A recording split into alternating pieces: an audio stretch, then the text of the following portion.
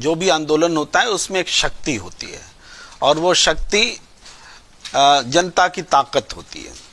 अब इस ताकत से सरकार को सचेत रहना होता है कि उससे आंदोलन के कारण लोगों को परेशानी न हो, आंदोलन के कारण कानून व्यवस्था की स्थिति न बिगड़े। ये तमाम चीजें चिंता करती है सरकार। एक डॉक्टर समूह जब हड़ताल पे जाता है तो मरीजों की मरने की आशंका रहती है, तो इसका मतलब थोड़े है कि डॉक्टर जो है मरीज का विरोधी है घोषित कर दे। इसका मतलब डॉक्टर को अधिकार नहीं है आंदोलन करने का।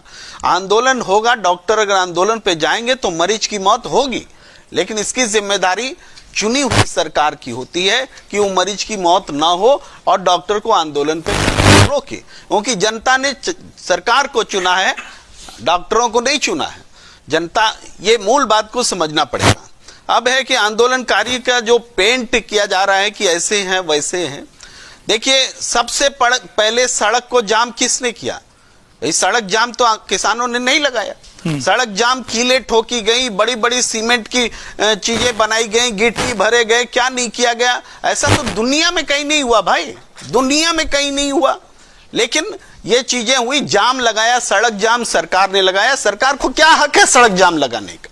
भाई पंजाब हरियाणा हाईकोर्ट पूछ रहा है, हक क्या है सरकार को कि सड़क पर जाम लगाए? तो गलत की शुरुआत सरकार ने कर दी। अब वो ट्रैक्टर, अगर उसने तैयारी की कि हम इस बैरिकेड को तोड़ेंगे, तो वो उस ट्रैक्टर में जो भी बदलाव का जिक्र अवधेश जी कर रहे हैं, उस बदलाव के लिए जिम्मेदार सरकार हुई कि वो आंदोलनकारी हुआ? उसने क्यों इस तरह से सीमेंटिंग की बैरिकेड की? उसको क्या हक है सरकार को कि सड़क पर चलने नहीं देंगे, दिल्ली में घुसने नहीं देंगे? दिल्ली क्या किसी के बाप की है? दिल्ली क्या किसानों की नहीं है? क्या आम जनता की दिल्ली नहीं है? और लेकिन दिल्ली में हम घुसने नहीं देंगे, ये कौन सा संकल्प है? ये संकल्प ही अलोकतांत्रिक है। जब अलोकतांत्रिक हो जाएगी सरकार, तो बुलडोजर न्याय बोलती है भाई। बुलडोजर से किसी को कुछ भी कर लो। आप रिपोर्टिंग कर रहे हैं, आपकी रिपोर्टिंग अगर अगेंस्ट में होगी सरकार की, तो सरकार जाके आपका बुलडोजर से घर गिरा दे सकती है। भाई क्यों हम 144 धारा तोड़ेंगे तो हमारा घर सरकार बुलडोजर से गिरा दे सकती है? क्यों आप पूछ नहीं सकते? बुलडोजर न्याय है। जब सरकार बुलडोजर न्याय को न्याय बताएगी तो जनता से क्या आप अपेक्षा करते हैं? जनता तो, आंदोलन तो होता ही है कानून को तोड़ने के लिए। आंदोलन के 144 धारा फॉलो करके आंदोलन होगा कि डिसिप्लिन में आइए, लाइन में लग जाइए और दिल्ली में जाइए। आंदोलन होता है सरकार को झुकाने के लिए, दबाने के लिए, बात करने के लिए, सहमति पर पहुंचने के लिए। यह एक प्रेशर होता है। अब इस आंदोलन को आप पूछ लीजिए, ये क्या विपक्ष में भारतीय जनता, कौन पार्टी है जो विपक्ष में नहीं रहा और सत्ता पक्ष में नहीं रहा इस देश में? तो विपक्ष में जब रहते हैं तो क्या इन्होंने आंदोलन नहीं किए? क्या किसी पार्टी ने आंदोलन नहीं किए? क्या कोई कह सकता है कि किसी पार्टी के आंदोलन में कभी कोई हिंसा ही नहीं हुई? हिंसा भी हुई है और हिंसा को बर्दाश्त भी किया गया है।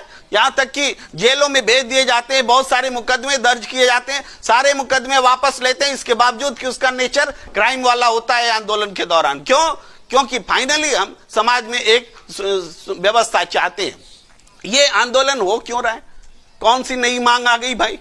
ये सारी मांगे सरकार की मंजूर की हुई मांगे हैं। ये मांग नहीं है, ये तो वादा पूरा करो आंदोलन है। तो वादा पूरा करने के लिए भी आंदोलन करना पड़ेगा क्या? जो आपने कमिट कर दिया कि हम कानून वापस लेते हैं, काला कानून वापस लेते हैं, और उसके बाद में कहा कि अब एमएसपी बनाते हैं। एमएसपी की 37 बैठकें हो गई, उस बैठक के बारे में देश को कुछ पता नहीं है। अब भी कह रहे हैं कि टाइम चाहिए और आंदोलन चाहिए। तो आपको क्या 5 साल के लिए चुनने के बजाय क्या आपको 50 साल के लिए चुना जाएगा? जनता 5 साल आपको चुन के देती है, आप 3 साल में अब तक कोई परिणाम नहीं निकाल सके और अब कहते हैं कि फिर अगली बार चुन के आएंगे। अगली बार चुन के ही नहीं आओगे तुम।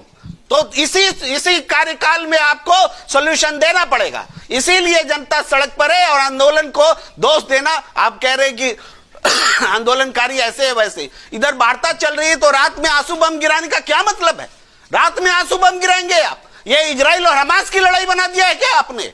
और ये जो हालात बना दिया, और उसके बाद अगर कोई बेचैनी में कोई प्रतिक्रिया करेगा तो उसको देशद्रोही कहोगे? देशद्रोही